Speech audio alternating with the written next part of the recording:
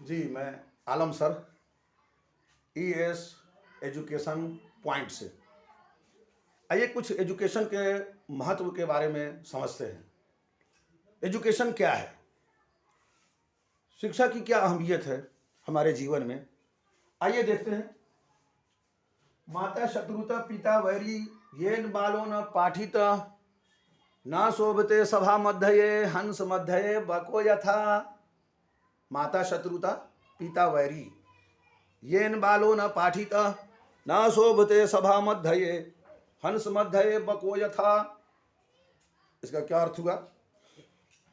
माता वैरी, माता शत्रुता, वो माँ अपने बच्चों की दुश्मन है। वो माँ अपने बच्चों की दुश्मन है। पिता वैरी, पिता वैर रखने वाला है, घृणा करने वाला है।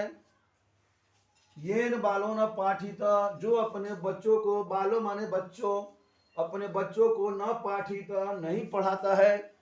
वो माता पिता जो अपने बच्चे को पढ़ाता लिखाता नहीं है, वो अपने बच्चों का सबसे बड़ा दुश्मन है। आगे क्या है? न शोभते सभा मध्यये हंस मध्यये बको यथा। जिस तरीके से हंसों के बीच में बकुला शोभा नहीं देता। भाई हंस बड़े खूबसूरत होते हैं, उजले उजले होते हैं, और इतनी सारी खूबसूरती के बीच में एक बकुला आकर बैठ जाए तो उसके नज़दीक उसकी कोई शोभा होगी? कोई शोभा नहीं है। तो इसी को बता रहे हैं कि न शोभते सभा मध्यये हंस मध्यये बको यथा। हंसों के बीच में कोई बकुला आ जाए तो शोभा नहीं देता। ठीक उसी तरह से पढ़े लिखे के बीच में अगर कोई अनपढ़ा, बगैर पढ़ा लिखा आदमी आ जाए तो उसकी कोई शोभा नहीं होती। पढ़े लिखों के बीच में अगर कोई जाहिल आ जाता है तो उस जाहिल की कोई शोभा नहीं होती, कोई कीमत नहीं होती। जिस तरह हंसों के बीच में बकुलों की कोई कीमत नहीं है, उस तरह पढ़े लिखों के बीच में जाहिलों की कोई कीमत और अहमियत नहीं है।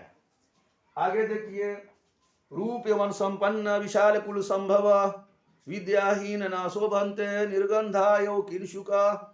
रूप एवं संपन्न, जवानी है, रूप है, सब कुछ है उसके पास। विशाल कुल संभव, बड़े घर में पैदा हुआ है, बड़े कुल में पैदा हुआ है। क्या मतलब? अगर कोई व्यक्ति बड़े कुल से पैदा हुआ है और बड़े कुल से जुड़ा हुआ है, बड़े घराने का रहने वाला है, खूबसूरत बहुत है, स्मार्ट है, हैंडसम दिखता है, और जवानी पूरी भरी हुई है, हट्टा कट्ठा है, उसके बावजूद भी विद्याहीन, विद्या नहीं है, ना शोभन्ते निर्गंधायो किंशुका। अगर कोई आदमी खूबसूरत है, जवान है, हट्टा कट्ठा है, हैंडसम है, सब कुछ है, बड़े कुल का रहने वाला है, लेकिन उसके पास विद्या नहीं है तो उसकी कोई शोभा नहीं है। जिस तरह से निर्गंधायो किंशुका, पलाश के फूल की कोई कीमत नहीं होती। पलाश के फूल को लोग पैरों से रोद के जाते हैं, न वो किसी के माला बन सकता है, न कोई देवी देवता पे चढ़ सकता है, न किसी को हम गिफ्ट दे सकते हैं, वो किसी काम का नहीं होता। उसी तरीके से बगैर पढ़ा लिखा व्यक्ति किसी भी काम का नहीं होता है, चाहे वो देखने में स्मार्ट हो, बड़े कुल का हो, कितना भी जवानी वाला हो, सब कुछ होने के बाद भी अगर पढ़ा लिखा नहीं है तो उस आदमी की कोई कीमत और कोई अहमियत नहीं है। यह शिक्षा की अहमियत और महत्व। आगे देखिए क्या बताया जा रहा है। वर्मे को आनी पुत्रो न च मूर्ख सतानी अपि एकश्चंद्रस्तमो हनति न च तारा गणोरपि। फरमा रहे कि वर्मे को गुनी, अगर एक ही गुनी पुत्र है, एक ही पढ़ा लिखा व्यक्ति है, किसी को एक ही पुत्र है, पढ़ा लिखा है, होशियार है, समझदार है, और एक आदमी है जिसके पास 100 पुत्र है, 100 पुत्र रखने वाला आदमी जिसका सभी का सभी पुत्र मूर्ख है, जाहिल है, अनपढ़ है, गंवार है, और एक आदमी के पास एक ही पुत्र है, पढ़ा लिखा हुआ है, तो उस एक पुत्र रखने वाला उस 1000 पुत्र रखने वाले से बेहतर है और बढ़ा हुआ है। बोले वर्मे को आनी पुत्रो, एक पुत्र अगर है और वो मूर्ख नहीं है तो 100 पुत्र रखने वाला, 100 पुत्र रखने वाला उसका सभी पुत्र मूर्ख है, और एक पुत्र रखने वाला उसका पुत्र गुणवान है, पढ़ा लिखा है, तो वो एक पुत्र रखने वाला व्यक्ति उस 100 पुत्र रखने वालों से बढ़ा हुआ है, अच्छा है। जिस तरीके से एकश्चंद्रस्तमोहन चीना तारा गणोरपि, जिस तरह आसमान के अंदर एक चंद्रमा पूरे दुनिया को उजाला कर देता है, लेकिन हजारों तारे होने के बावजूद भी अंधेरे को भगाता नहीं, अंधकार को दूर नहीं कर सकता है, संसार के अंदर रोशनी पैदा नहीं कर सकता है। उसी तरह से 100 पुत्र रखने वाला आदमी भी अगर वो जाहिल गंवार आदमी है तो उसे कोई फायदा दुनिया के लोगों को नहीं मिल सकता और न खुद को फायदा पहुंचा सकता है। लेकिन एक व्यक्ति है, पढ़ा लिखा है, तो वो चांद के समान है, जो चांद के अंदर, आसमान के अंदर रहते हुए भी पूरे दुनिया के अंदर उजाला फैला कर रखता है। तो पढ़ा लिखा व्यक्ति का मुकाबला अनपढ़ 100 व्यक्ति भी एक पढ़े लिखे व्यक्तियों के बराबरी में नहीं हो सकता। आगे देखिए, न चोर हारिय न च राजहारिय न भरात्र भाज्य न च भारकारी व्यय कृत्य विधर्द नित्य वित्त विद्या धन सर्वधन परधानम। क्या मतलब हुआ? न चोर हारिय, आपके शिक्षा को, आपके एजुकेशन को, आपके पढ़ाई को दुनिया में कोई चोर पैदा ही नहीं हुआ जो चुरा ले। चुराएगा कोई चोर जी? आज ही कोई चोर चुरा सकता है? आपके शिक्षा को दुनिया में कोई चोर ही नहीं ऐसा हुआ जो आपके शिक्षा को चुरा रहे। न राज्य हारिय, न दुनिया में कोई ऐसा राजा पैदा हुआ है जो आपके शिक्षा का बंटवारा कर दे कि भाई आपके पास बहुत ज्यादा शिक्षा है, थोड़ा शिक्षा इसको दे दीजिए।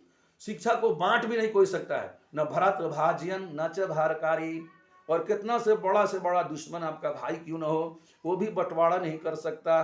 भाई एजुकेशन का बंटवारा करेगा कोई? शिक्षा का बंटवारा कर सकता है? नहीं कर सकता है। हर एक चीज का बंटवारा करेगा, घर का, मकान का, दुकान का, प्रॉपर्टी का, सामान का, सबका बंटवारा कर सकता है। लेकिन आपके अंदर जो गुण है, जो सिफत है, जो पढ़ाई है, जो एजुकेशन है, जो शिक्षा है, उसका बंटवारा कभी कोई नहीं कर सकता है। बताया व्यय कृत्य विधर्त एव नित्यम विद्या धन सर्वधन प्रधानम। जी, विद्या धन ऐसी धन है जो दुनिया के तमाम धनों से बढ़ करके है।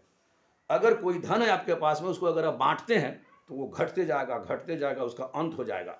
लेकिन शिक्षा एक ऐसी धन है जिसको जितना ही आप बांटेंगे उतना ही बढ़ेगा। आप जब तक जीवित हैं, जब तक शिक्षा आपके साथ में रहेगा, शिक्षा उसी वक्त खत्म होगा जब आप खत्म हो जाएंगे, जब आप मर जाएंगे। जब तक संसार में हैं, जहां कहीं भी हैं, शिक्षा आपके साथ में रहता है और आपकी जिंदगी को 4 चांद लगाने के लिए हमेशा आपका साथ और सपोर्ट में रहता है। इसलिए शिक्षा का बड़ा महत्व है। शिक्षा हासिल बहुत करनी है, इसके लिए इंसान के जीवन में शिक्षा क्या है, बहुत महत्व रखता है। शिक्षा का अपना एक अलग माना और मतलब होता है। बगैर एजुकेशन के कोई चीज़ नहीं है। Without education is nothing. बगैर पढ़ा लिखा आदमी कुछ नहीं कर सकता, कुछ नहीं हो सकता है। इसलिए शिक्षा बहुत ज़रूरी है। अगर यह वीडियो आपको अच्छा लगा हो तो इसको लाइक कर दें और सब्सक्राइब कर दें और अपने फ्रेंड सर्कल में शेयर कर दें। आपका दोस्त, बाय, सी यू।